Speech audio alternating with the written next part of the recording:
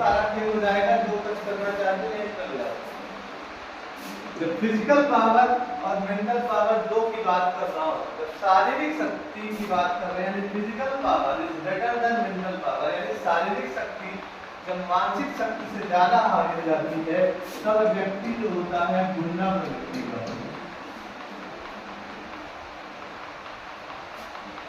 क्योंकि उस टाइम उसको अपनी बुद्धि काम नहीं करता, उस टाइम उसका क्या काम करता है, शरीर का काम होता है। और वहीं पे अगर if mental power is greater than physical power, ठीक है, फिजिकल पावर, तो जब मानसिक शक्ति शारीरिक शक्ति से आगे हो जाए, मानसिक शक्ति अगर शारीरिक शक्ति से आगे हो जाए तो वहां पे व्यक्ति जो होता है वो साधु संत बुद्धि लगाते हैं ना संत, क्या वो लड़ने जाते हैं, कभी देखा है संत को लड़ते हुए? तो जब मानसिक शक्ति किससे शारीरिक शक्ति से आगे जाए क्या करता है, संत हो जाता है। और जब इसीलिए तीसरी चीज, इसीलिए physical power is equal to mental power, ठीक है। तीन चीजें जब दोनों सेम होती हैं तो क्या होता है, लेवल पे चलता है, आदमी कैसा होता है, सामान्य डिग्री का। तो जब बात करते हैं देखो दो चीजें होती हैं, एक होता है तुम्हारा जब ये वाली कंडीशन आती है तो इस वाली कंडीशन को कहते हैं इदम, ठीक है, और इस वाली कंडीशन को कहते हैं सुपर ईगो, और इस वाली कंडीशन को कहते हैं ईगो। हम लोग एक वर्ड कहते हैं ना, बहुत इगोइस्टिक पर्सन है, ये एक पॉजिटिव वर्ड है, ना तो पॉजिटिव है ना ही निगेटिव है। ईगो कैसा है, ईगो को आप पॉजिटिव में लेना है ना ही नेगेटिव में लेना, ईगो इक्वल वर्ड, ठीक है ना। जब सबको जीत ले तो वो सुपर ईगो बनेगा, ठीक है ना। और ये जो इदम होता है किसी का सारा खेल होता है, किसी को रोकने के लिए ये होते हैं, और जब दोनों इक्वल हो जाए तो ये समझ रहे हैं। तो ना आपको गुंडा व्यक्ति बनना है, आपको अगर सीखना है तो आपको कहाँ रहना चाहिए, ना अहम तो अलग है, वो एरोगेंस अलग मैटर होता है, ठीक है ना। तो सबसे पहले आपको क्या बनना जरूरी है, आपको कैसा पर्सन होना चाहिए, सही मायने में आपको ये होना चाहिए, ठीक है, ना ही सुपर ईगो ना ही इदम, यहाँ पे आपको होना है, तब जाके आप सीख सकते हो, ठीक है। इतना ही होता है। और तीसरी एक और चीज है, उसके बाद स्टार्ट करते हैं क्लास, जो पढ़ना पड़ेगा। M-A-N मैन मीन्स क्या होता है, मैन मीन्स क्या होता है, आदमी। हम आदमी है क्या, कंप्लीट मैन है क्या, तीन वर्ड है, तीन इसका था। M फॉर होता है मनी, क्या होता है, A फॉर होता है अथॉरिटी, N फॉर होता है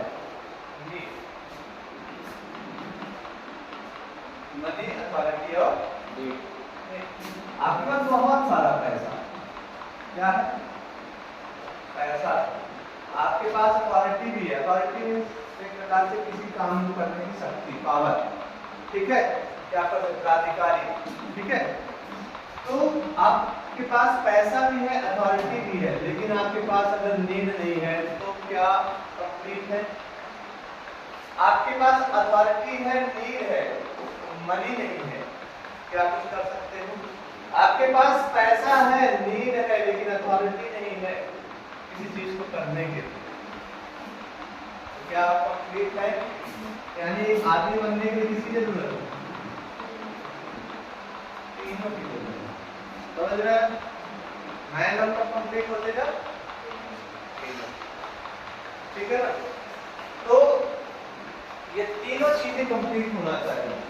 और अब आगे अगर आपको कभी तैयारी करनी है, ठीक है ना, जब कभी तैयारी करनी है तो सबसे पहले आपको वहां पे देखना जरूरी होता है कि सिलेबस क्या है, किसी भी चीज का सिलेबस क्या है।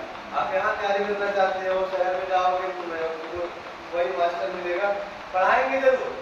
आप एक बार उनको जाके बोलिए कि सर मुझे आर्मी की तैयारी करनी है, मुझे एसएससी की तैयारी करनी है, मुझे पीएससी की तैयारी करनी है, तो वो जहां आप 3-4 चीज बोले तो एक ही क्लास में बिठा लेंगे, आप कंफ्यूज रहेंगे कि हमको करना क्या है।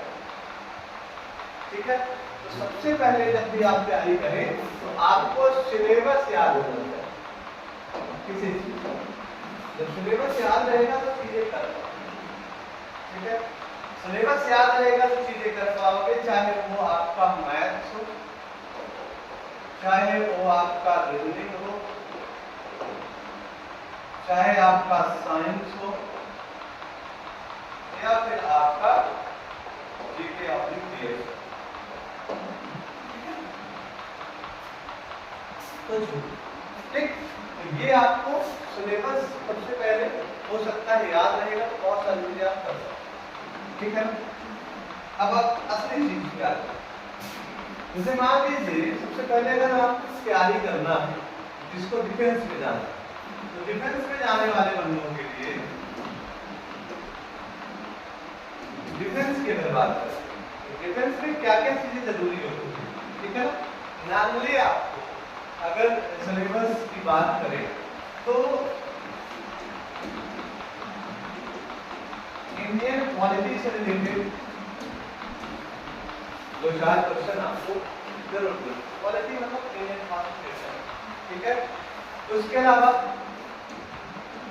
कुछ क्वेश्चन जनरल स्टडीज की बात कर रहा हूँ, हिस्ट्री के कुछ क्वेश्चन, जियोग्राफी के,